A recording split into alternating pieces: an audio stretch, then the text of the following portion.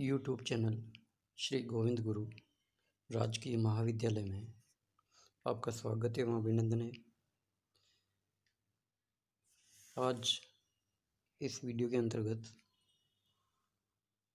आपको बस्ती भूगोल एवं नगरीय बस्तियों में जो अंतर है क्या होती हैं उसके संदर्भ में है। अर्बन सेटलमेंट्स और अर्बन ज्योग्राफी, जिसको अपन जो अर्बन ज्योग्राफी जो है वो बस्तियों का ही आगे विकास के बाद में अगर अर्बन बस्तियाँ बनती हैं, ठीक है, तो अपने को इसमें अंतर क्या है, इसमें किसकी क्या क्या विशेषताएं हैं, ये इसके अंतर्गत देखेंगे अपन। तो भूगोलवेत्ता ने बस्तियों को पृथ्वी पर मानव निर्मित अधिवास माना है। वास्तव में मानव द्वारा निर्मित आवासों का संगठित समूह बस्ती कहलाता है। ये आपको ध्यान रखना है। यानी बस्ती किसे कहते हैं? मानव द्वारा जो भी निर्मित आवास होते हैं वो संगठित रूप से बस्ती कहलाते हैं, यानी संगठित रूप से बस्ती कहलाते हैं। अब जो बस्तियां जो हैं वो बस्तियां क्या है, मुख्य रूप से दो प्रकार की होती है, ग्रामीण बस्ती और शहरी बस्ती या नगरीय बस्ती भी कह सकते हैं। सर्वप्रथम यह बस्ती कब बसी, इसका उत्तर विवाद का विषय रहा है, लेकिन इतना अवश्य है कि मानव जब गुफाओं को छोड़ करके स्वनिर्मित आवासों में आया तो उसका यह कदम बस्तियों के निर्माण की दिशा में पहला कदम कहा जा सकता है। इन आवासों ने धीरे धीरे बस्तियों का रूप लिया।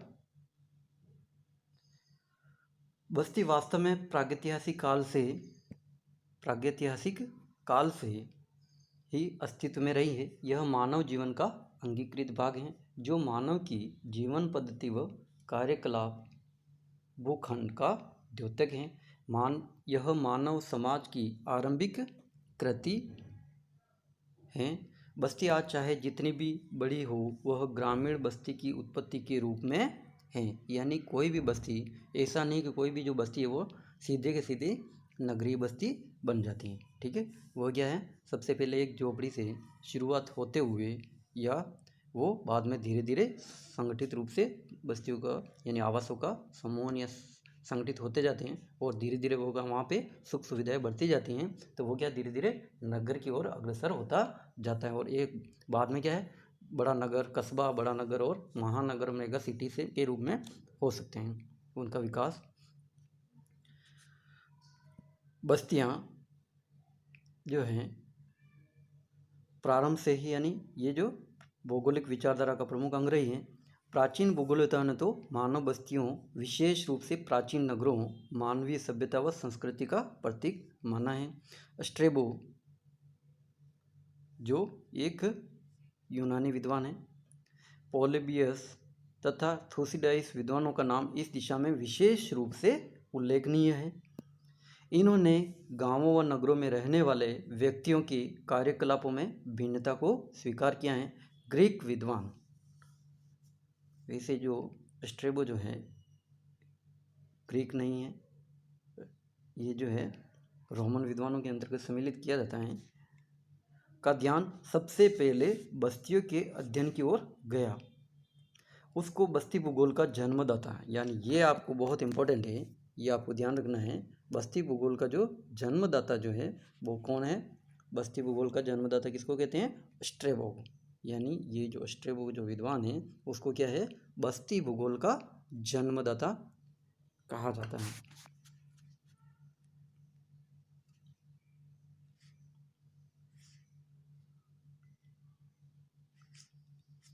बस्ती भूगोल जर्मन शब्द सेंडलुंगस ज्योग्राफी का पर्यायवाची है, जो बस्ती भूगोल की विचारधारा का द्योतक है।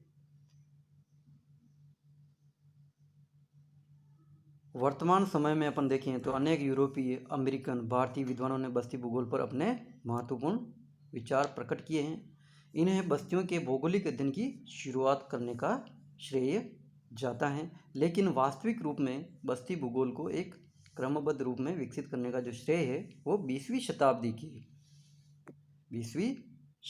के विद्वानों को हैं। ब्लास, रूसो, अहलमन, डिमांजिया, ब्रोंच जैसे विद्वानों ने बस्ती भूगोल पर अपने अपने विचार प्रकट करते हुए इस विषय का शुभारंभ किया। अब जो है अपन इसमें देखेंगे बस्ती जो भूगोल हैं, उस बस्ती भूगोल की जो परिभाषा है, बस्तियां जो हैं बस्तियां मानव समुदाय के मकानों या इमारतों का वह समूह है जिनमें इन संरचनाओं का प्रयोग रहने, काम करने और कार्यालय गोदामों के लिए किया जाता है। बस्ती में पाई जाने वाली पगडंडियों व गलियों का प्रयोग बस्ती के एक भाग से दूसरे भाग में आने जाने के लिए किया जाता है। यह बस्तियां भूमि के एक निश्चित भाग को अधिग्रहित करती हैं। बस्तियां कई प्रकार की होती हैं। इनको कार्यों के आधार पर ग्रामीण एवं नगरीय बस्तियों में बांटा जाता है। ये आपको ध्यान रखना है। किसके आधार पे? कार्यों के आधार पे बस्तियों को मुख्य रूप से दो भागों में विभाजित किया जाता है, यानी ग्रामीण बस्ती और नगरीय बस्ती।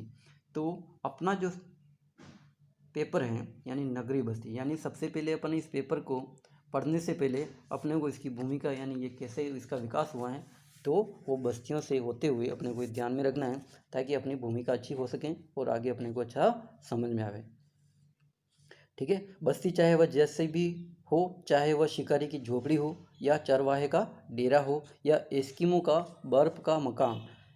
एस्किमो का जो बर्फ का जो मकान है उसको सामान्यतः वैसे आपको पता होगा, लेकिन इसको ध्यान में रखना है क्योंकि अपन ज्योग्राफी पढ़ रहे हैं। यानी एस्किमो के जो बर्फ के जो मकान होते हैं उसको क्या कहते हैं,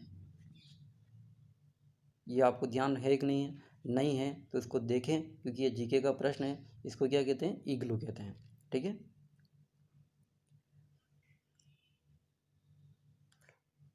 वह यानी जो मलेशिया के सीमांक का एक दीवार वाला मकान हो या बस्ती भूगोल सभी का अध्ययन करता है। वह मकानों पर प्रभाव डालने वाली सभी भौतिक परिस्थितियों का वर्णन करता है। इस प्रकार भूगोल की अन्य शाखाओं की भांति बस्ती भूगोल के अध्ययन का जो मुख्य जो उद्देश्य मानव व वातावरण के, ये आपको ध्यान रखना है, जो उद्देश्य जो है वो क्या है आपको, यानी विशेष रूप से जो है बस्तियां जो क्या है प्रमुख जो उद्देश्य है वो क्या है, ये यहाँ पे। ठीक है। प्रमुख जो उद्देश्य है वो क्या है, मानव व वातावरण के पारस्परिक संबंधों का अध्ययन है। ठीक है। क्या है? मानव व वातावरण के पारस्परिक संबंधों का अध्ययन है। प्रारंभिक अवस्था में बस्तियां आकार में छोटी थी, वह ग्राम कहलाती थी। समय के साथ जनसंख्या ने इसको वृहद रूप के साथ अनेक भिन्नताओं का जन्म दिया है व उनके आकार में वृद्धि की है। विभिन्न विद्वानों को सजोए हुए बड़ी बस्तियां आज नगर या महानगर के नाम से पुकारी जाती हैं। गांव, कस्बा, नगर, महानगर आदि सभी बस्तियां हैं, लेकिन कार्य, आकार, विशेषता, प्रादुर्भाव आदि के कारण उनका अर्थ भिन्नता रखता है। अब जो है अपन देखेंगे तो यहाँ पे जो है ग्राम का अर्थ क्या है, यानी ग्राम शब्द का प्रयोग आदिकाल से होता आया है। ठीक है। यह सामाजिक संबंधों को स्थायित्व प्रदान करने वाला संगठन है। ऋग्वेद में परिवार का सबसे आदिकालीन, यानी ऋग्वेद में परिवार का रूप सबसे आदिकालीन बताया गया है। इसके उपरांत गृह अर्थात गिरोह अथवा झुंड के अर्थों में ही ग्राम शब्द का उदय निर्धारित किया जाता है। इस प्रकार गृह के रूप में ने गोत्र को उत्पन्न किया और गोत्र के अनुसार ग्राम की रचना प्रारंभ हुई। पूर्वा ग्राम को एक दूसरे से अलग नहीं किया जा सकता है। ठीक है। तो इस प्रकार से क्या है, पूर्वा जिसको अपन हेमलेट भी कहते हैं। महानगर काल में भी ग्राम शब्द का प्रयोग इसी प्रकार किया जाता था। इस काल में समूह बस्ती को एक सुरक्षित स्थान का नाम दिया गया था। जीन ब्रून्स ने लिखा है कि गांव वास्तव में एक ऐसे भौगोलिक तथ्य की ओर संकेत करता है जो मकानों व रिहायशी इकाइयों के सघन एकत्रीकरण का समूह है। ठीक है, तो ये अपने को ध्यान रखना है। इसी प्रकार आगे जो विद्वान, अन्य बहुत सारे विद्वानों ने इसके संदर्भ में, ग्राम के संदर्भ में अपने अपने विचार व्यक्त किए हैं। ठीक है, जिसमें जैसे गेलेस्की ने कहा कि गांव साधारणतया खेतों का एकत्रीकरण मात्र ही नहीं है, बल्कि यह एक निश्चित बस्ती है। एक गांव क्षेत्रीय, प्रजातीय, सांस्कृतिक विशेषताओं से युक्त होता है, जो उसकी सामाजिक हस्ती का प्रतिबिंब होते हैं। वू क्योक थोक ने लिखा है कि गांव नगर की भांति मानव समुदाय का पुंज है, जो मकानों का वह समूह है जिसमें कुछ मकान गलियों के किनारे स्थित होते हैं और कुछ बागों या खेतों के मध्य में स्थित होते हैं। इस प्रकार से ये जो है अपने को सब ध्यान से, आपको PDF भेज रखा है, इसको अच्छे से पढ़ ले। और सबसे अब अगला जो है कस्बा। गांव के बाद में क्या धीरे धीरे उसका आकार बढ़ जाता है, तो उसको कस्बे के रूप में। ठीक है, तो कस्बा क्या है? कस्बा जो है, कस्बा क्या है? वैसे तो इस प्रकार का उत्तर अत्यंत सरल है, लेकिन क्या यह केवल मकान व सड़कों का एक भौतिक एकत्रीकरण है, अथवा क्या यह वाणिज्यिक व विनिमय का केंद्र है? क्या यह एक प्रकार का समाज है, अथवा यह मानव के मन का वैचारिक ढांचा है? ठीक है, तो इसको विद्वानों ने, बहुत सारे विद्वानों ने इसको परिभाषित करने का प्रयत्न किया है। ठीक है, तो ये भी अपने को देखना है कस्बा क्या है। ठीक है, मेयर ने कस्बा का निर्माण की प्रक्रिया की प्रवृत्ति के संबंध में बताते हुए लिखा है कि जब गतिविधियां परस्पर किसी प्रकार से संबंधित रहते हुए एक अस्थायी और घनिष्ठ स्थानापन्न और साथ ही सामुदायिक संगठन के लिए कुछ प्रयत्न हो, तो वह स्थान कस्बे के लक्षण धारण कर लेता है। ठीक है, कस्बा और नगर पारस्परिक रूप से अधिक घनिष्ठता रखते हैं, के साथ साथ स्पष्ट अंतर भी रखते हैं। कस्बे में नगरीय कार्यों के साथ ग्रामीण जीवन की भी झलक का प्रभाव स्पष्टतः नजर आता है, जबकि नगर में पूर्णतया नगरीय जीवन का प्रादुर्भाव होता है तथा यह नगरीय कार्यों का व्यापक यहाँ पे जमघट होता है। भारत में कितने नगर हैं? तो ये अलग अलग जो हैं सन में, जैसे कस्बों की संख्या अपन देखें, कस्बों व नगरों की संख्या, तो ये टेबल जो है आपको ये यहाँ दिखाई दे रही है, इस टेबल का आप अच्छे से अध्ययन कर लें। ठीक है, यानी 51 में कितने कस्बा की संख्या थी? तो 2700, जो 1 लाख से कम जनसंख्या वाले, यानी जनसंख्या के आधार पर इनका देख रखा है। ठीक है, तो ये जो है 1951 में 1 लाख से कम जो जनसंख्या वाले जो नगर थे वो 2770 थे। तो 2011 में बढ़ करके ये 7467 हो गए। एक नगर की संख्या 1 लाख से अधिक जनसंख्या वाले, ये 1 लाख से कम जनसंख्या वाले थे, और 1 लाख से अधिक जनसंख्या वाले जो नगरों की जो संख्या है वो जो है, यहाँ पे ये कस्बों की संख्या थी, और अब नगरों की जो संख्या है, जिसमें 1 लाख से अधिक जनसंख्या वाले जो नगर हैं, जिसमें 74 यानी 51 में थी, जो बढ़ करके 2011 में 468 हो गई। ठीक है, तो इस प्रकार से भारत में जो है ग्रामीण बस्ती के जो ये जो दशा है, इसको अपने को देखना है। तो भारत में जो है ग्रामीण बस्ती के नगरीय बस्ती का पद प्राप्त करने की जो आवश्यक जो दशा है, ये आपको एग्जाम में आता रहता है, ध्यान रखना है। ठीक है, तो ये जो दशा है क्या क्या यह होनी चाहिए, तभी उसको नगर कह सकते हैं। तो भारत के जो जनगणना जो आयोग है, उसके आधार पे भारतीय जनगणना विभाग ने कस्बे की जो परिभाषा समय समय पर देने का प्रयास किया है। 1891 में सर्वप्रथम कस्बे को परिभाषित किया गया, ये ध्यान रखना है। 1891 में 1901 में कस्बे की परिभाषा इंपीरियल जनगणना संहिता के अनुसार निम्न बातों को मानते हुए निश्चित की गई। यानी कस्बों की जो विशेषताएं किस प्रकार से हैं, तो जहाँ किसी प्रकार की नगरपालिका हो, यानी जहाँ पर क्या होना चाहिए, किसी प्रकार की नगरपालिका, पहला बिंदु ये, ठीक है। दूसरा जो है वो क्या है, नगरपालिका से बाहर स्थित सिविल लाइन का क्षेत्र, यानी नगरपालिका की जो बाहर जो स्थित सिविल लाइन्स का क्षेत्र हो, ये दूसरा बिंदु। तीसरा बिंदु है प्रत्येक प्रकार का छावनी क्षेत्र हो।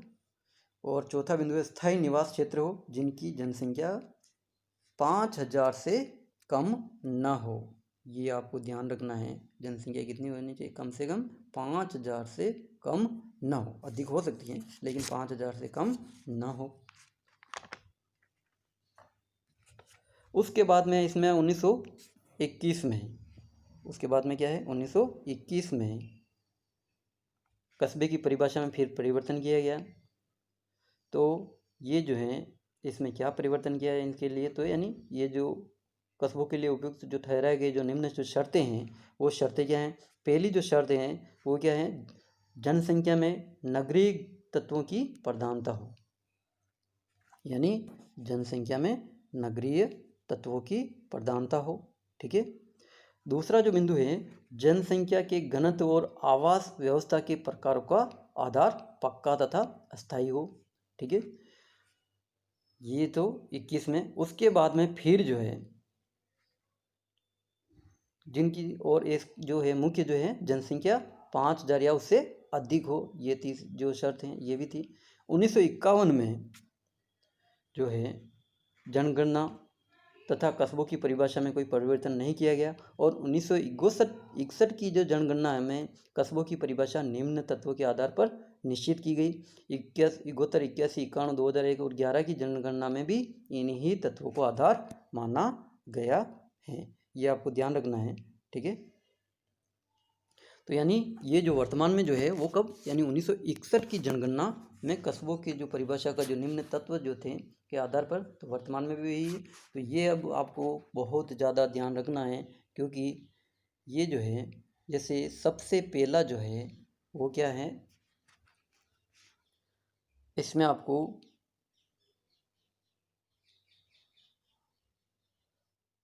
नंबर 1 जो है जनसंख्या कम से कम, यानी ये जो 5000 हो, ठीक है। लेकिन ये आपको सबसे पहला बिंदु ध्यान रखना है, लेकिन उससे भी केवल जनसंख्या होने से ही नगर नहीं होता है, क्योंकि बहुत सारे अभी वर्तमान में बहुत सारे ऐसे भी गांव आपको मिल जाएंगे जहाँ पे जनसंख्या 5000 या 5000 से भी अधिक हैं, लेकिन वो नगर नहीं है, ठीक है। तो आपको क्या है इसमें जो है सबसे पहले क्या क्या क्या आपको ध्यान रखना है, तो यानी अ जो बिंदु है इसमें क्या बताया गया है, यानी वह सभी स्थान जहाँ नगरपालिका, महापालिका, टाउन एरिया या छावनी बोर्ड या अधिसूचित नगर क्षेत्र यानी नोटिफाइड एरिया स्थापित हो, ये सबसे महत्वपूर्ण है, ठीक है। ये होगा तो ही आगे की जो शर्तें हैं वो लागू होगी, ठीक है। यानी वहाँ पे क्या होना चाहिए, नगरपालिका हो या महापालिका हो या टाउन एरिया हो या छावनी बोर्ड या अधिसूचित नगर हो, नगरीय नगर क्षेत्र स्थापित हो, ठीक है। ब जो बिंदु है वो क्या है, जो जनसंख्या आपको पहले भी बताई है, यानी कितने होने चाहिए, कम से कम 5000 हो। दूसरा जो इसमें ब में जो बिंदु है वो है सेकंड पुरुष कार्यशील जनसंख्या, ये भी आपको बहुत महत्वपूर्ण है, यानी कार्य का ध्यान रखना है, व्यवसाय जिसको बन गए हैं, वर्किंग पॉपुलेशन जो भी है, यानी पुरुष कार्यशील, इसमें भी क्या है, महिला नहीं, पुरुष कार्यशील, ठीक है। ये आपको ध्यान रखना है, पुरुष कार्यशील जनसंख्या का कम से कम कितना, 75% यानी 75% भाग अकृषित कार्यों में संलग्न हो। तीसरा जो बिंदु है, जनसंख्या का जो घनत्व है वो कम से कम 400 व्यक्ति प्रति वर्ग किलोमीटर हो, तो उसी को अपन क्या कह सकते हैं, नगर या कस्बा कह सकते हैं। इसमें अवर्ग की जो नगरीय इकाइयाँ वैधानिक कस्बे कहलाती हैं और इनकी अधिसूचना संबंधित राज्य सरकारें, केंद्र शासित सरकारों द्वारा प्रकाशित की जाती हैं। और ब वर्ग के कस्बों को जनगणना यानी सेंसस टाउन का नाम दिया जाता है। यानी इन दोनों को मिला देते हैं तो ये पूरा नगर ही हो जाता है। ठीक है, यानी जनसंख्या कम से कम, यानी जनगणना जो नगर है उसमें क्या क्या रखा गया है, यानी जनसंख्या कम से कम कितनी होनी चाहिए, 5,000 होनी चाहिए। और पुरुष कार्यशील जनसंख्या जो है वो कितनी होनी चाहिए, पुरुष कार्यशील जनसंख्या का कम से कम 75% जो भाग है वो किस में लगा होना चाहिए, अकृषित कार्यों में लगा होना चाहिए। ठीक है, यानी द्वितीयक और तृतीयक व्यवसाय में। तीसरा जो है वो है जनसंख्या का घनत्व कितना होना चाहिए, 400 व्यक्ति प्रति वर्ग किलोमीटर हो। ठीक है, अब जो है नगर का अर्थ, नगर का जो अर्थ है, नगर का जो अर्थ है अलग अलग देशों में अलग अलग है। ठीक है, तो ये आपको ध्यान रखना है। नगर का अर्थ, शाब्दिक अर्थ एक, यानी जिसमें जर्मनी में स्टेल्ड और इंग्लैंड में टाउन और सिटी शब्दों का प्रयोग मिलता है। सिटी शब्द की उत्पत्ति लैटिन भाषा के सिविटास शब्द से हुई है। सिटी शब्द का प्रयोग रोमन साम्राज्य के अधीन संगठनों के लिए किया जाता था। बाद में इस शब्द का प्रयोग ईसाई बिशप के लिए होने लगा, जहां पर वह यह स्थित था। ब्रिटेन में आज भी सिटी शब्द का प्रयोग मुख्यतः गिरजाघर, किसके लिए किया जाता है, गिरजाघर के लिए किया जाता है। ब्रिटेन में, कहाँ पे, ब्रिटेन में आज भी सिटी शब्द का प्रयोग मुख्य गिरजाघर रखने वाले नगर के लिए किया जाता है। फ्रांस में सिटे शब्द का प्रयोग होता है, जबकि स्वीडिश भाषा में स्टेडेन का अर्थ नगरों का ऐसा वर्ग होता है जिसके नीचे नगरों के दो वर्ग होते हैं, एक तो बाजार नगर तथा दूसरा नगरपालिका केंद्र यानी म्युनिसिपल सेंटर। स्वीडन की जिन बस्तियों के लिए गांव शब्द का प्रयोग होता है उन्हें नॉर्वे में नगर से संबोधित किया जाता है। प्रत्येक देश जनगणना की दृष्टि से नगर व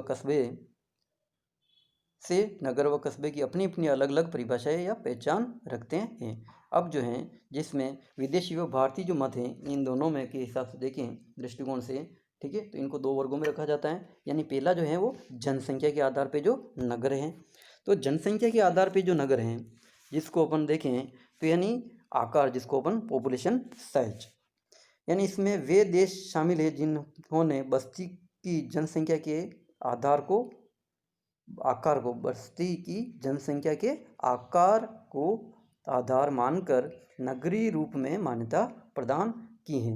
इस दृष्टि से भी भारी विभिन्नताएं मिलती हैं, क्योंकि अलग अलग देशों में क्या है, ये आधार या आकार, जिसको अपन जनसंख्या के जो आकार हैं वो अलग अलग रखे गए हैं। ठीक है, जैसे डेनमार्क, डेनमार्क जो है, डेनमार्क, स्वीडन, फिनलैंड, ये क्या है, यूरोपीय देश हैं। ठीक है, तो यहाँ पे जो है जनसंख्या बहुत कम है। इस आधार पे इन्होंने जो है अपने वहाँ पे, यानी कितनी जनसंख्या, कम से कम 250 व्यक्तियों को रखने वाली बस्ती को क्या कहते हैं, नगर कहते हैं। तो आइसलैंड में 300 व्यक्तियों की बस्ती को नगर कहते हैं। ठीक है, उसी प्रकार स्कॉटलैंड, वेनेजुएला और कनाडा में 1000 व्यक्ति रखने वाली बस्ती को नगर कहते हैं। तो जर्मनी में, जर्मनी, चेकोस्लोवाकिया, फ्रांस, पुर्तगाल, अर्जेंटीना आदि देशों में 2000 की आबादी वाली बस्ती नगर कहलाती हैं। संयुक्त राज्य अमेरिका यानी यूएसए, थाईलैंड, स्पेन, यूनान में देशों में 2500 लोगों की बस्ती को नगर का पद दिया जाता है। गाना, बेल्जियम, ऑस्ट्रेलिया में 5000 व्यक्ति बस्ती नगर को नगर का दर्जा दिया गया है। तो ग्रीस, स्विट्जरलैंड, मलेशिया देश नगर के लिए कम से कम 10,000 की जनसंख्या को आवश्यक मानते हैं। कितने, यहाँ पे बहुत ज़्यादा है, यानी कितने, कहाँ कहाँ पे, ग्रीस, जिसको अपन जो है, ग्रीस जो है आपको ध्यान रखना है। ठीक है, ग्रीस क्या है, ग्रीस का मतलब हिंदी में जिसको अपन क्या कह सकते हैं, यूनान। ठीक है, ये जो है ग्रीस और फिर उसके बाद में स्विट्जरलैंड और मलेशिया। स्विट्जरलैंड और मलेशिया जो है, यहाँ पे क्या है, जनसंख्या के लिए क्या है, कम से कम कितनी जनसंख्या चाहिए, 10,000 की जनसंख्या को आवश्यक मानते हैं ये। रूस में 12,000 की जनसंख्या नगर के लिए आवश्यक माना गया है। तो नीदरलैंड में 20,000, नीदरलैंड में कितनी है, 20,000 जनसंख्या को, तथा जापान में 30,000 की जनसंख्या को नगर की न्यूनतम जनसंख्या माना गया है। ठीक है, तो ये अपने को अलग अलग देशों में अलग अलग है। तो भारत में आपको ध्यान रखना है 1951 तथा उसके बाद जो 61 की जो जनगणना है उसमें भी आपको अभी ऊपर बताया है, यानी कम से कम कितनी जनसंख्या चाहिए, 5,000 जनसंख्या कम से कम या इससे अधिक हो। और 61 में जो भारत की जो जनगणना है आपको रिपीट हो रहा है ये, यानी 61 भारत में 1961 जो है की जनगणना के अनुसार जो बस्ती 5,000 से अधिक जनसंख्या रखने के साथ ही साथ 400 से अधिक व्यक्ति घनत्व प्रति वर्ग किमी रखती हो, तथा पुरुषों की कुल कार्यशील जनसंख्या का 75% से अधिक भाग अकृषित कार्यों में संलग्न हो या लगा हुआ हो, उसे नगरीय बस्ती का नाम दिया गया है। अब नगर की जो परिभाषा हैं अलग अलग विद्वानों ने अलग अलग दी हैं। ठीक है, ये आपको अच्छे से देख लेना है। पहले आपको, यानी जैसे इसके जो बहुत सारे जो विद्वान हैं एक मत नहीं है।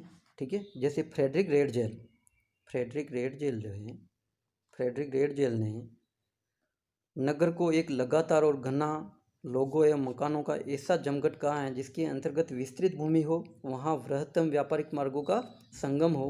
उनके अनुसार नगर के लोगों का जीवन वाणिज्यिक एवं उद्योगों पर आधारित हो, जबकि गांव के लोगों का जीवन भूमि एवं पशुओं पर आधारित होता है। नगर में मकानों की सघनता अधिक होती है, जबकि गांव में मकानों की सघनता नहीं होती है। उनका कहना है कि 2000 से कम आबादी की बस्ती नगर का रूप ग्रहण नहीं कर पाती हैं। ठीक है, इसलिए क्या है, अलग अलग विद्वानों ने अपने अपने अलग अलग विचार व्यक्त किए हैं। ठीक है, तो ब्लास ने नगर जो है सामाजिक संगठन वाला व्यापक क्षेत्र होता है।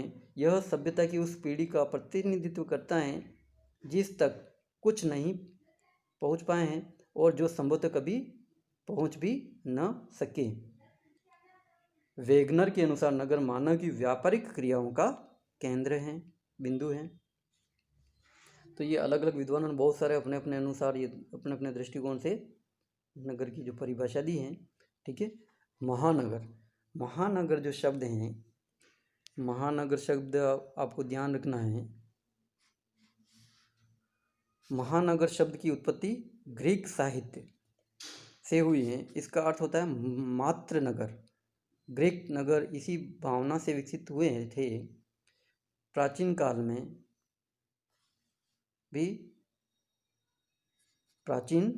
काल में जो नगरों का जो विकास कैसे हुआ है ये आपको पहले बताया गया है। ठीक है, तो महानगर जो है जिसमें जी गॉटमैन नामक जो विद्वान हैं, आपको ध्यान रखना है, ये जीके में भी और अपने ज्योग्राफी में भी प्रश्न आता रहता है। ठीक है, कंपटीशन एग्जाम में महानगर शब्द का सबसे पहले इन्होंने प्रयोग किया था। महानगर आसपास के नगरों से अधिक जनसंख्या रखते हैं। यह व्यापार का स्वतंत्र क्षेत्र होता है। यहाँ पर अनेक प्रकार के उद्योग, विस्तृत थोक व्यापार विकसित हो जाते हैं एवं वित्तीय सांस्कृतिक एवं प्रशासनिक गतिविधियों का केंद्र होता है। इन नगरों में केंद्रीय व्यापारिक क्षेत्र यानी CBD, ध्यान रखना है, ये आगे अपन देखेंगे CBD क्या होता है। ठीक है, की बनावट स्पष्ट नजर आती है। नगर का यह भाग कोर, दी सिटी, डाउनटाउन आदि नामों से पुकारा जाता है। यहाँ पर विभिन्न प्रकार की इमारतों का जमाव, विशेष वस्तु की बिक्री वाली दुकानों की प्रधानता, कार्यालय, सार्वजनिक इमारतें देखने को मिलती हैं। रात्रि में यह क्षेत्र क्या हो जाता है, मृत प्राय हो जाता है। यह चारों ओर से रिहायशी इमारतों द्वारा घिरा हुआ होता है। ठीक है, तो ये जो है महानगर, फिर जो है महानगर जो है भारत में वर्तमान में कितने हैं।